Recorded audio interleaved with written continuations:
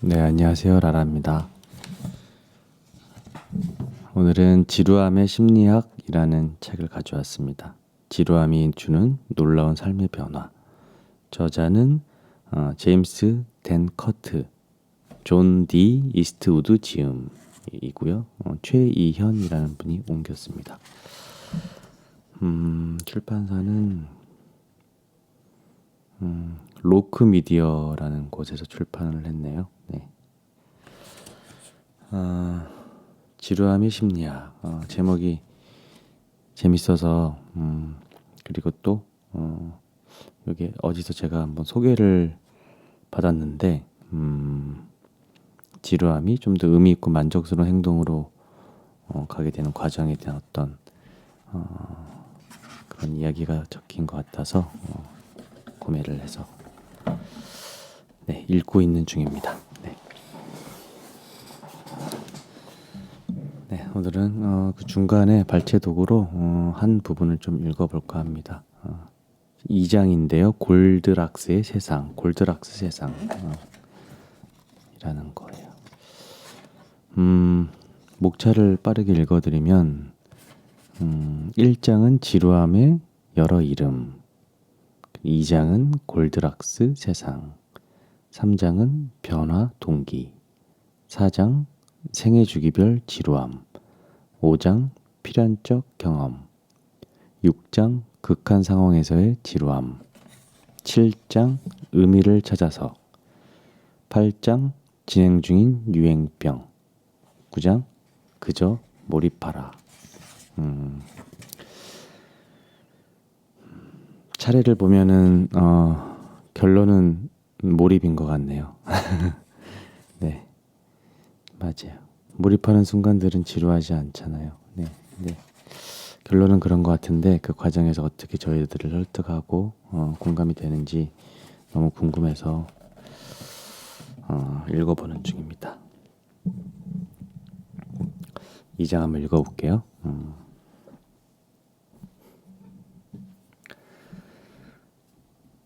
당신은 기분 좋게 하루를 시작했다. 생애 첫 서부 여행을 떠날 참이라 장엄한 로키 산맥과 콜롬비아 아이스필드 그리고 온갖 야생동물을 볼 수 있으리라는 기대에 잔뜩 부풀어 있었다.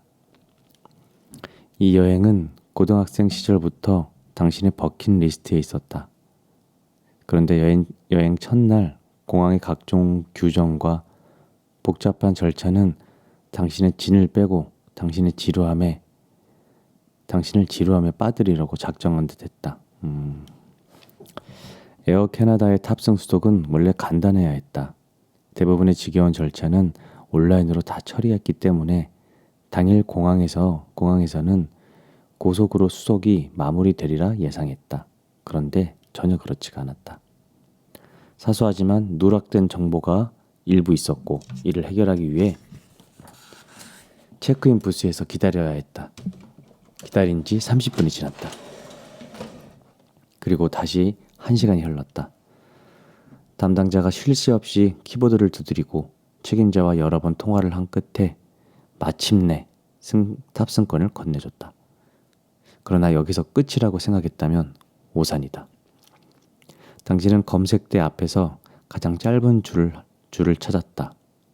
그러나 그것이야말로 무의미한 행동이었다.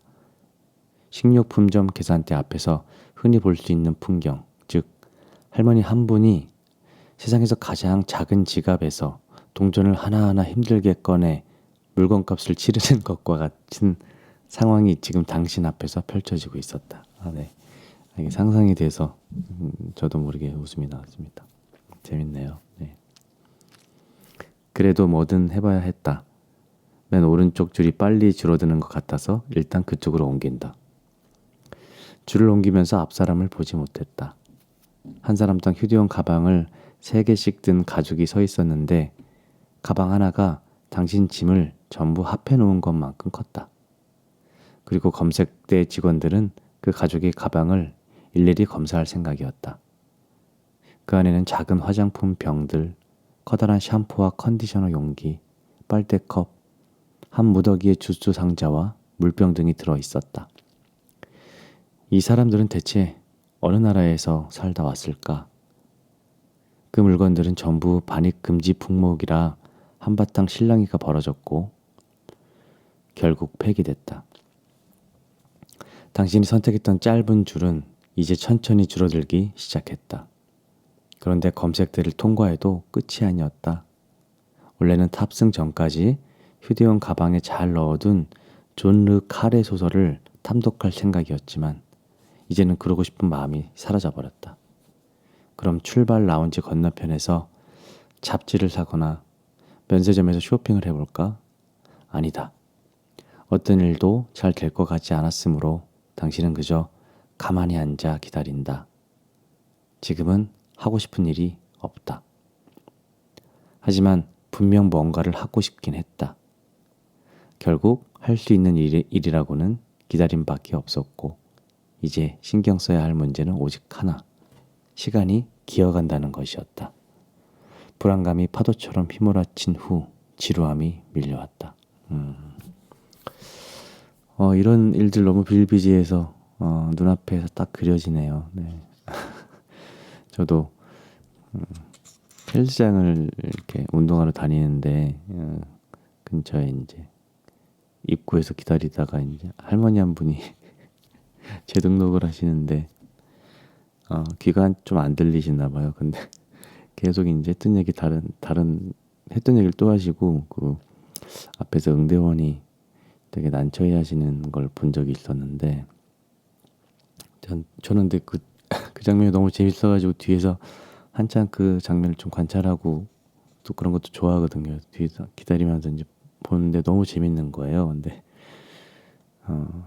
서로 다른 이야기를 하시고 그러니까 그래서 응대하시는 분들이 참 많이 힘들겠구나 그런 생각을 많이 했습니다. 네. 근데 기다리는 저에게는 그 장면 하나 꽁트로 보여서 혼자 막 웃었던 생각이 나네요. 네.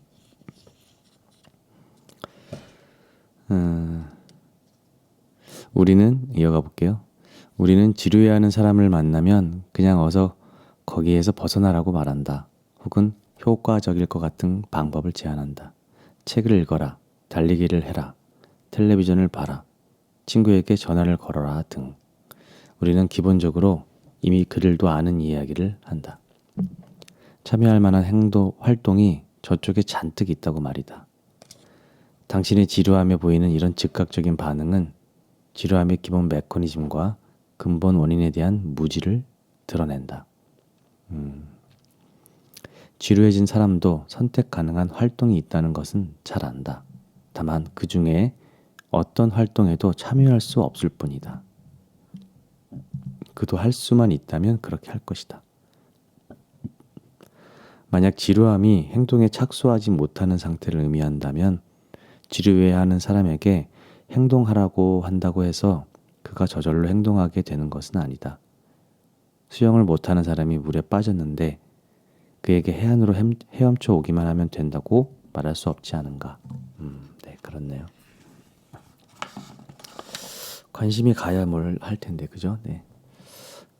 이어가 볼게요. 지루함의 원인을 파악하기란 어렵다. 한마디로 복잡하다. 이미 살펴봤지만 지루함을 느낄 때는 두 가지 메커니즘이 작용한다. 인지 능력의 활용 부족과 욕망의 난제가 바로 그것이다. 인지 능력의 활용 부족과 욕망의 난제. 네. 지루함의 원인 중 일부는 인지 능력을 활용하지 못하게 하고 일부는 욕망의 난제에 빠지게 한다. 이번 장에서는 지루함의 다양한 원인을 이해하고자 과거로 거슬러 올라갈 것이다. 그 시작으로 지루하다는 느낌이 근거가 되는 메커니즘을 자세히 들여다보자. 네.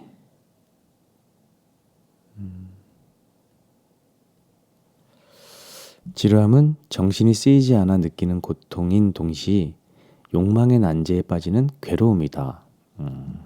정신이 쓰이지 않는 고통 동시에 욕망의 난제에 빠지는 괴로움이다.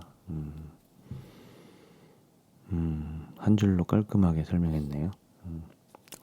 지루해진 사람은 정신이 허전하다는 불편한 감정 때문에 부담을 느낀다. 무슨 일을 하든, 무슨 생각을 하든, 무슨 감정을 느끼든, 무슨 상상을 하든, 지금 이 사람은 자신의 인지 자원을 활용하지 못하고 있는 상태다. 그와 동시에 그 사람은 뭔가를 하고 싶지만 그 일을 시작조차 할 수 없는 상태이기도 하다. 이것이 극심한 압박감을 일으킨다. 즉, 뭔가를 하고 싶은 욕구는 있지만 그 욕구가 지금 이 순간에 바로 할 수 있는 것과 연결되지 못한다. 이때 지루함은 막연하고 목적이 없는 결핍 상태다. 즉, 톨스토이가 말한 욕망에 대한 욕망인 셈이다. 욕망에 대한 욕망. 네. 어떤 면에서 지루함은 설단 현상과도 비슷한데 이는 영화 속 주인공의 이름 같은 것이 정확히 기억나지 않아 말로 표현하지 못하는 상태를 말한다. 그 사람 멜 깁슨이었나? 아닌데. 브루스 윌리스인가? 아닌데. 맞다. 키아누 리브스. 이런 상황에서는 비슷한 두 힘이 감정에 영향을 미친다. 하나는 뭔가의 부재고 다른 하나는 그 부재를 채우고 싶은 충동이다. 적어도 설단 현상이 일어날 때는 이름이 안 떠올라 애는 타지만 결국 그것을 알아내리라는 것을 안다. 네. 친구들하고 이런 대화할 때 많이 일어나는 일들인데 결국 그 중에 한 명이 찾아내죠. 네. 네이버를 검색하든지 아니면 기억을 더듬다가 맞다 이렇게 하고 결국에 네. 찾아내는 것 같아요. 네. 그러나 지루함에는 이런 낙관적인 전망이 없다. 그래서 지루함을 느낀 사람은 허전함을 채우고 압박감을 완화할 수 있는 뭔가를 광적으로 찾아다닌다. 어울리는 재킷을 찾을 때까지 계속 옷을 입어보는 사람처럼 지루해진 사람도 실현 가능한 욕구를 찾을 때까지 안심하지 못한다. 지루해진 사람은 세상에 너무 많은 것을 요구한다. 자신이 정확히 무엇을 하고 싶어 하는지를 세상이 밝혀주기를 기대한다. 가로치고 혹은 지루함을 해결해달라고 부모에게 떼를 쓰는 아이처럼 다른 사람들이 밝혀주기를 기대한다. 네. 계속 자신의 기술과 재능을 발휘할 수 있는 목표를 찾지 못하면 지루함은 길어진다. 자신의 기술과 재능을 발휘할 수 있는 목표를 찾지 못하면 지루함은 길어진다. 간혹 상황 때문에 잠시만요. 밑줄을 좀 그어야겠어요.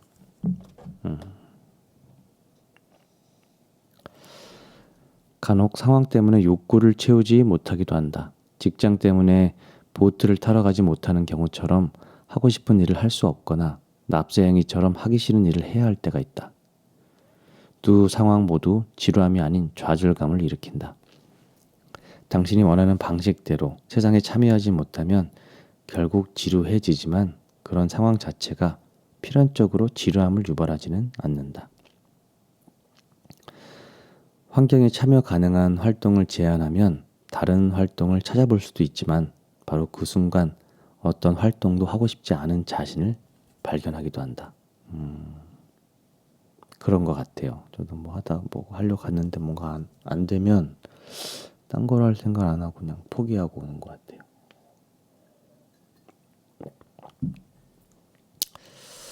많이들 그러시죠? 네, 그럴 것 같은데. 저만 그러나? 그리고 이런 일이 벌어지면 먼저 욕망의 난제에 봉착하고 곧이어 정신이 작용을 멈춘다. 이 두 가지 핵심 메커니즘이 함께 작용할 때 지루함에 빠진다. 이때 사람들은 처음에 하고 싶었던 것을 할 수 없어서 좌절하고 그와 동시에 제공되는 것을 하고 싶지 않아서 지루해진다. 하고 싶었던 것을 할 수 없어서 좌절하고 동시에 제공되는 것을 하고 싶지 않아서 지루한다. 하고 싶었던 건 못하고 현재 나한테 제공되는 게 있긴 한데 그건 또 하고 싶지 않아. 네, 그래서 지루하다. 네. 네. 그런 것 같아요. 어쩌면 마지못해 가까이 있는 대안을 선택할지도 모른다. 그런 대안에는 세금 처리와 같은 달갑지 않은 업무를 반복하거나 사무실 창밖을 보면서 보트를 타는 상상을 하는 식으로 몽상에 젖어 탈출구를 찾는 일이 포함될 것이다. 다행히도 업무를 계속하거나 몽상에 빠질 때는 불만스러울지언정 적어도 지루하지는 않은 상태다. 그러므로 지루함은 좌절감과 다르다. 좌절감은 명확한 목표를 성취하지 못했을 때 일어난다. 가령 요트를 타러 가고 싶지만 그러지 못하고 직장에 가야 하는 경우다. 지루함은 목표를 찾는 일이 시급한데 그 목표가 뭔지를 모를 때 발생한다. 지루함은 목표를 찾는 일이 시급한데 그 목표가 뭔지를 모를 때 발생한다. 지루함을 느끼는 사람은 욕구를 충족해줄 조건들을 알지 못한 채 그 욕구 때문에 괴로워한다. 쇼펜하우어는 이런 상황에 대해 다음과 같이 정확하게 묘사했다. 우리는 이럴 때 스스로를 행운아라고 여긴다.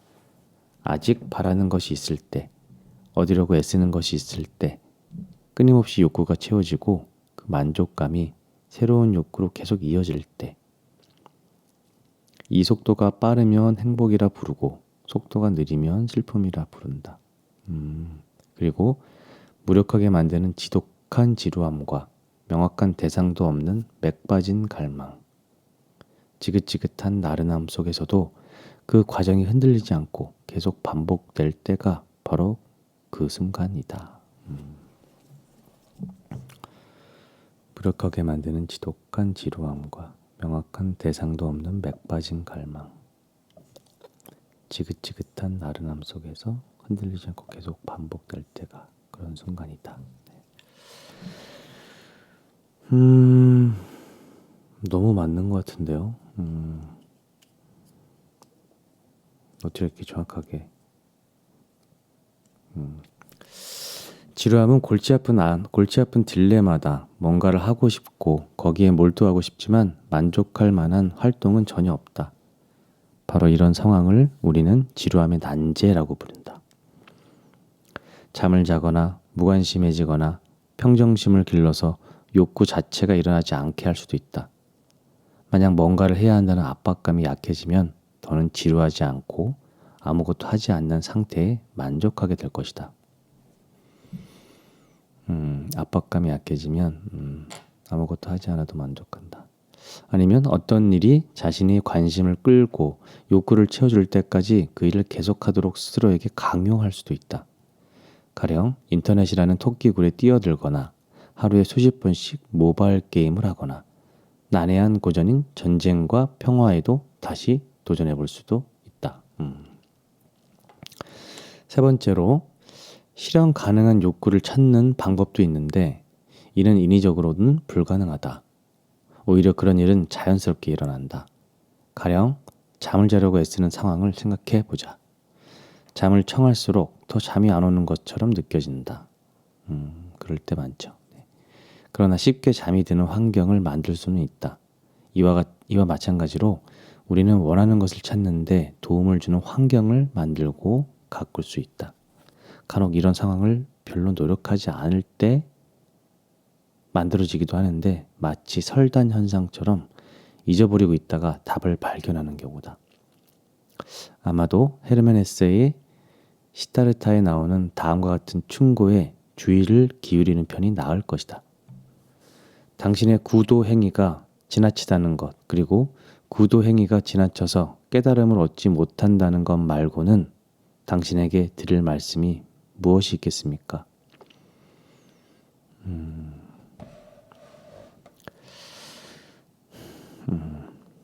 네. 정신이 쉬고 있고 뭔가를 하고 싶은데 그게 무엇인지 파악하지 못한다. 한마디로 바로 이것이 지루함이다. 그런데 우리는 어떻게 지루해졌을까? 무엇이 지루함을 일으킬까? 끝날 줄 모르는 정치 토론, 이전에 수천 번 들었던 이야기를 또 듣는 경우, 따분한 업무 회의 등 지루한 상황은 아주 많다. 실제로 외부 환경은 지루함을 유발하는 중요 요인이다. 이 같은 외부 원인으로는 다음에 4가지가 눈에 띈다.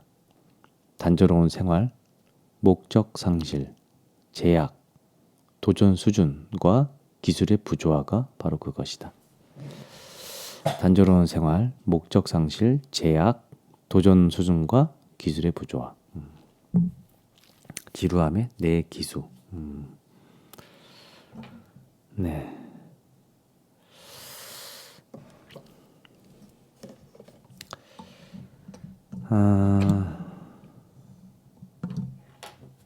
오른쪽 그림 2.1에서 흑백 캐나다 국기 가운데 있는 작은 점을 30초 동안 바라본 후 오른쪽에 이제 책에 캐나다 국기가 있고 그 아래에 네모 박스에 이제 그냥 가운데 검은 점이 있는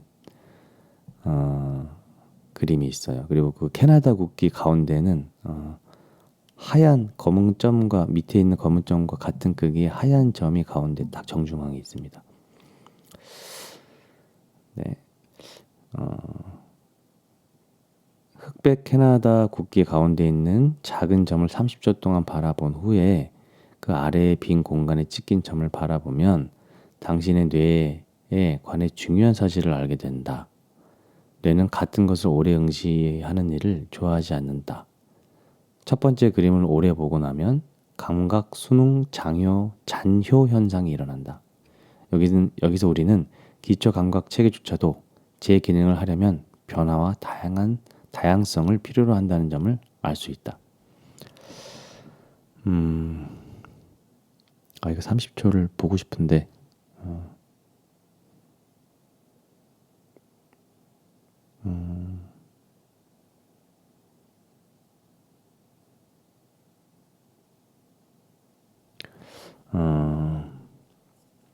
이걸 위에 캐나다 국기를 보다가 아래를 보면은 이 색깔이 반전되는 느낌을 받나 봐요. 네. 변화와 다양성의 반대인 단조로움은 작업장에 관한 연구를 통해 연구자들이 분석한 첫 번째 기수다. 제1차 세계대전과 제2차 세계대전 사이 전반적으로 노동의 성격은 육체적으로 힘들고 위험하던 작업에서 힘이 덜 들고 반복적이며 기계화된 공장 노동으로 바뀌었다. 이제 노동자들은 오랜 시간 동안 단순 반복 작업을 해야 했다. 1931년 영국 공장의 위생 상태를 점검했던 수석 의무검열관 C.J. 브리지는 당시 노동자들의 어려운 처지를 이렇게 묘사했다. 실제로 기계화가 되면서 서서히 확대되면서 수공예의 즐거움이 사라지고 있으며 기계화의 결과로 신경장애 발병률이 높아지고 있다. 당연하지만 반복 작업으로 인한 피로감은 육체적 피곤함이 아니라 조금도 몰두할 수 없는 일을 억지로 해야 하는 데서 오는 지루함을 일시적으로나마 덜고 싶은 욕구의 발현이다. 그 자체로 따분한 작업들에 더 많은 관심을 둬야 한다. 이런 상황에서 어떤 노동자들을 선발할지는 크게 중요하지 않다. 적격자를 찾는 일보다 지루한 작업을 해결하는 것이 더 중요하다. 네. 단조로운 일은 집중을 요구하지만 우리를 몰두시키지는 못하기 때문에 지루함을 유발한다. 불량품을 골라내기 위해 조립 라인을 감시할 때는 우리의 정신 능력을 모두 사용할 필요가 없다. 그러나 작업 중 몽상에 빠지거나 저녁에 가족과 친구와 뭘 할지 생각하는 순간 불량품을 놓치게 된다. 여기서 문제가 생긴다. 지루하고 단조로운 일이라도 생각 없이 손대면 마무리되지 않으므로 어느 정도 정신 능력을 사용해야 하지만 참여 욕구를 채워주지는 못한다. 아마도 직장 내 단조로움의 문제를 인식하고 연구한 최초의 인물은 산업심리학과 조직심리학의 선구자인 휴고 민스터 베스크일 것이다. 민스터 베스크가 보기에 단조로운 직장은 획일성과 변화 부족에 대한 주관적인 반감을 일으켰는데 이는 환경의 객관적인 특성이 아니라 개인적인 판단 결과였다.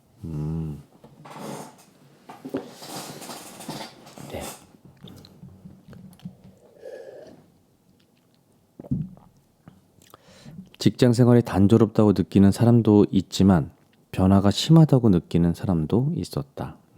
다 다른가 봐요.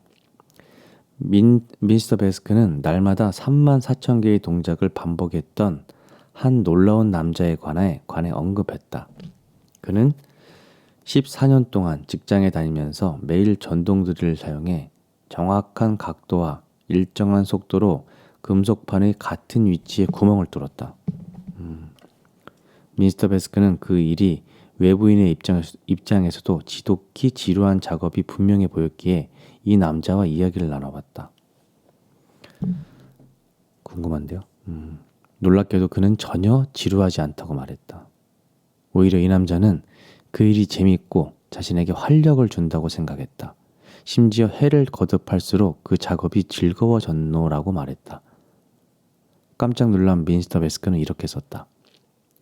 내 생각에 이것은 복합 동작이 서서히 자동화돼 그가 이 작업을 일종의 반사 운동처럼 수행하게 됨에 따라 작업 중 다른 생각을 할 수 있는 여유가 생겼다는 것을 의미한다. 그러나 그가 설명하기를 자신은 가로치고 뚫은 구멍의 개수에 따라 보수를 받기 때문에 가로 닫고 자기 일에 온전히 집중해야 할 의무가 있다고 느끼며 보수에도 만족하지만 결정적으로 작업 자체에서 기쁨을 느낀다고 했다. 이건 좀 더 읽어봐야겠네요. 이 단조로운 작업은 그에게 외적으로나 내적으로 가치가 있었고 이 점이 매우 중요했다. 그러나 누구든 반복 행동에서 어떤 목표를 발견하는 것은 아니라 여기서 지루함의 두 번째 기수인 목적 없는 활동이 등장한다. 반복 행동 자체가 지루함을 유발하지는 않는다. 반복 행동에는 지각된 가치가 없다. 이 남자는 겉보기에 열중할 필요가 없는 작업에도 충분히 몰두할 수 있었다.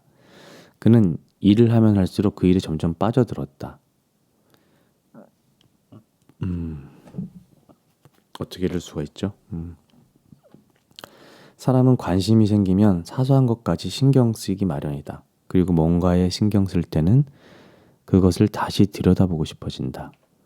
그렇게 하다 보면 어느 틈엔가 우리는 남들이 이해할 수 없거나 별로 재미없다고 생각하는 것에 묘미를 느끼게 된다. 이것이 바로 지루함을 없애는 동기부여의 힘이다. 이런 동기부여가 없으면 단조로움은 지루함을 유발하는 강력한 원인이 된다. 동기부여. 네. 그럼 이 남자는 계속 동기부여가 생겼다는 얘기인가요? 이렇게 단순 반복 일을 하는데 이해가 안 되네. 그러므로 누구나 그럴 만한 이유가 있다면 지루한 상황을 유익하게 바꿀 수가 있다. 미스터 베스크가 언급한 공장 노동자에게 그럴 만한 이유란 가족을 부양할 수 있게끔 해주는 금전적 보상이 주어진다는 사실이었다. 이 남자는 이 일을 하면 내가 가족을 부양할 수 있다는 사실이 동기 유발을 한 거고 그것 때문에 일이 즐거웠다. 좀 더 최근 연구에 따르면 그럴 만한 이유를 만드는 것은 사람들에게 지금 하는 일이 건강에 이롭거나 시험 성적을 높여주거나 나중에 더 좋은 일자리를 얻게 해줄 것이라고 믿게 하는 것만큼 간단하다. 어떤 일을 해야 할 충분한 이유는 그것이 없었다면 하고 싶지 않았을 일을 하고 싶게 만들어준다. 이게 무슨 말이지? 어떤 일을 해야 할 충분한 이유는 그것이 없었다면 하고 싶지 않았을 일을 하고 싶게 만들어준다. 그런데 만약 어떤 일을 의무적으로 해야 하는데 그 일을 해야 할 이유를 하나도 찾지 못한다면 어떻게 될까? 이 질문은 지루함의 세 번째 기수인 제약으로 이어진다. 어떤 일을 하라는 혹은 하지 말라는 강요는 분명하게 지루함을 유발한다. 1937년 초 뉴욕시티 칼리지 대학의 조셉 바맥은 제약과 지루함 사이에 연관성이 있다고 주장했다. 그가 보기에 지루함이란 일을 멈추고 싶은 시점이 지나서까지도 그 일을 계속해야 할 때 느끼는 감정 혹은 과잉 포만 상태다. 실제로 단조로움에 관한 초기 연구는 제약이 심한 직장에서 느끼는 지루함에 관한 내용이었다. 단조로움과 제약은 시너지를 일으킨다. 단조로운 상황이 계속되면 우리의 에너지는 줄어드는데 이는 반복적이고 변화가 없는 일에 익숙해졌음을 보여준다. 몇 시간 동안 스프레드시트에 숫자를 입력하는 작업을 생각해보자. 엑셀 말하는 건가 봐요. 가령 당신은 지금 이번 달 직원들의 근무 시간을 입력하거나 재고 정리를 하고 있는데 그 일에 별 흥미를 느끼지 못한다. 각성 수준이 너무 낮아져 졸리기 시작한다. 이런 상태가 아무 문제가 되지 않을 때도 있다. 그때는 그냥 잠깐 자거나 인터넷 서핑을 하면 된다. 그러나 그 일이 꼭 해야 하는 상황이라면 자신의 에너지를 끌어올릴 방법을 찾아야 한다. 그렇지 않으면 실수를 저지르게 될 것이다. 네. 낮잠으로 해결되지 않는 직업도 있기 때문이다. 항공, 교통, 관제소를 떠올려보라. 여긴 그런가 봐요. 네. 이따금 안절부절 못하는 행동이 각성 수준을 끌어올리려는 방법처럼 보이기도 한다. 그러나 내게 도움이 된다고 해서 반드시 내 작업에도 유용한 것은 아니며 반복 작업으로 졸린 상황에서 에너지를 충분히 끌어올리기란 쉬운 일이 아니다. 맞아요.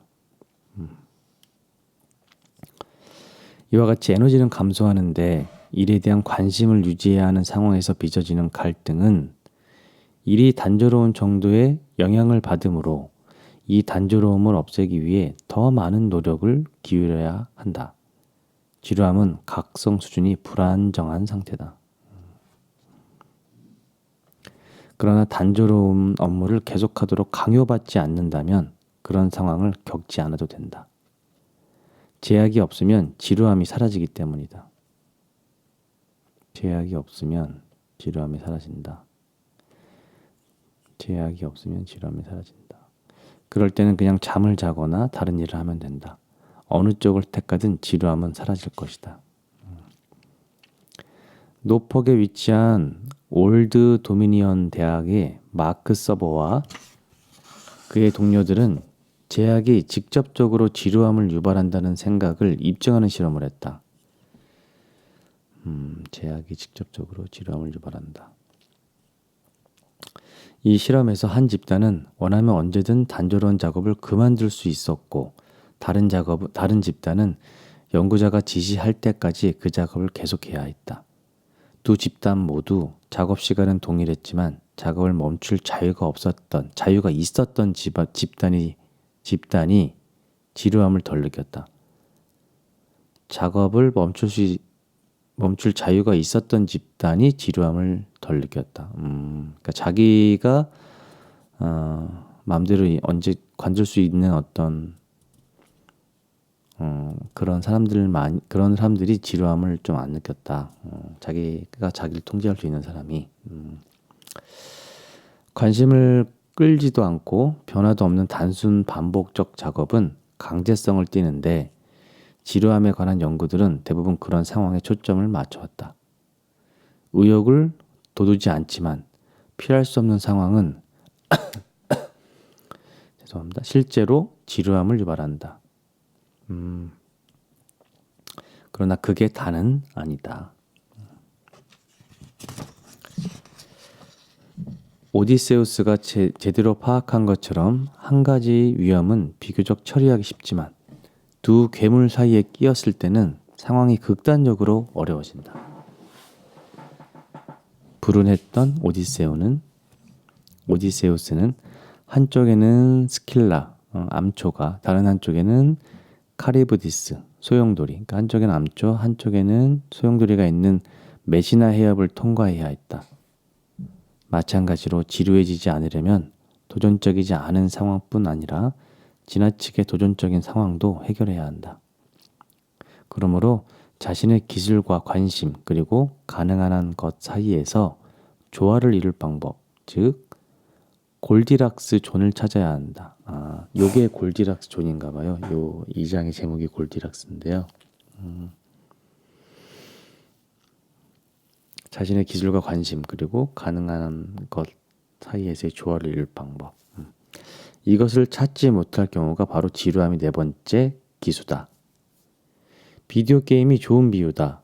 테트리스 1단계를 1시간 동안 하고 있다고 상상해보자.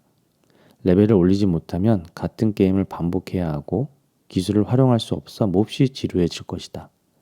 그럼 이제 최고 단계에서 게임을 시작한다고 해보자. 당신의 순식간에 압도될 것이다. 흥분이 고조되고 기술을 최대한 활용해야 한다. 첫 번째 경우는 새로운 것이 없고 불필요한 반복만 있었다. 두 번째는 혼돈과 소음뿐이어서 아무것도 이해할 수 없었다. 두 경우 모두 집중할 수 없었기 때문에 순식간에 지루함에 빠지고 만다. 이처럼 기술 수준과 과제 난이도가 조화를 이루는 지점을 찾는 것은 지루함을 몰아내는데 대단히 중요하지만 이런 생각을 직접 시험해 본 과학적 연구는 많지가 않다. 무슨 말 하는지 알겠네요. 결국에 그 지루함 이게 또 그런 연관성이 좀 있네요. 이게 다음 단계로 이렇게 넘어갈 때 자기 목표를 10단계로 쪼개고 한 단계 한 단계 넘어갈 때 그 한 단계 목표를 낮추는 것들이 자기 성취감을 이루게 해주잖아요. 그러니까 그런 느낌을 많이 받는. 네. 자기 목표를 좀 낮춰서 할 때 목표를 낮춰라 이런 얘기 많이 하는데 이게 또 지루함하고 또 관련이 있네요. 기술 수준과 과제 난이도의 조화, 그러니까 난이도의 조화, 이걸 낮춰야 된다. 그 지점을 찾는 거가 지루함을 몰아내는데 대단히 중요하다. 이것도 관련이 있네요. 네. 목표를 낮추는 것. 한 연구에서는 실험 참가자를 두고 두 집단으로 나눠 각각 컴퓨터와 가위바위보 게임을 하게 하고 한 집단은 항상 이기도록 다른 집단은 항상 지도록 설정했다. 이후 참가자들은 과제에 대한 자신의 통제력을 평가했는데 놀랍게도 이들의 평가 점수는 응답 가능한 범위 전체에 퍼져 있었다. 게임에서 항상 이긴 집단의 몇몇 참가자는 불완전한 통제력을 느꼈고 항상 지는 집단의 몇몇은 자신들이 게임을 어느 정도 통제할 수 있다고 느꼈다. 참가자들이 느낀 지루함의 정도를 측정해 보니 게임을 완벽히 통제했다고 느꼈거나 아예 통제력이 없다고 느꼈던 사람들이 가장 많이 지루해했다. 도전 과제의 수준을 정하는 문제에 적용해 보면 이 연구 결과는 전혀 도전적이지 않거나 지나치게 도전적일 때 사람들이 가장 많은 지루함을 시사한다. 그러니까 이게 우리가 하는 어떤 목표를 따지면 너무 쉬울 때 지루하고 너무 어려울 때 지루한다. 이게 그러니까 그게 약간 적정선 가운데 쉽지도 않고 막 어렵지도 않은 요걸 왔다 갔다 할 때 저 우리의 긴장감이 이제 긴장감과 이 해결하고 싶은 어떤 동기유발 이런 것들이 나오나 봐요. 그래서 좀 덜 지루해 한다 이런 얘기인 것 같아요. 네. 그러니까 전혀 도전적이지 않거나 지나치게 도전적일 때 가장 사람들이 많이 지루해한다. 너무 어려우면 또 포기하고 싶고 하기 싫으니까요. 네. 또 다른 연구에서는 참가자들을 두 집단으로 나눠 서로 다룬 20분짜리 비디오를 시청하게 했다. 한 비디오에는 광대가 익살스러운 마임으로 쉬운 기초 영어 단어를 아주 천천히 반복적으로 설명했다. 다른 비디오에서는 똑똑한 사람이 끔찍하게 복잡한 수학 공식과 난해한 도표를 사용해 고급 컴퓨터 그래픽의 내용을 설명했다. 참가자 전원에게는 비디오 시청 후 내용과 관련된 질문을 답해야 하니 주의 깊게 비디오를 봐야 한다고 일러뒀다. 두 집단 모두 비디오를 시청하면서 괴로워했다. 괴로웠을 것 같아요. 또 그들이 지루함을 느끼는 정도에도 차이가 없었다. 따분한 마임이 낮은 도전의식을 갖게 했든 복잡한 수학이 높은 도전 의식을 갖게 했든 상관없이 모두 영상을 보면서 끔찍해했다. 환경적 위험 요소를 가리키는 지루함의 네 기수는 반드시 피해야 할 것들이다. 지루해지면 사람들은 재빨리 자신을 그런 상태로 내버려둔 세상을 원망한다. 그러나 지루함의 원인은 이게 전부가 아니다. 네. 오늘은 여기까지 읽고 나머지는 또 다음에 읽어볼게요. 요즘 코로나 너무 심한데요. 코로나 조심하시고 다음에 뵙겠습니다.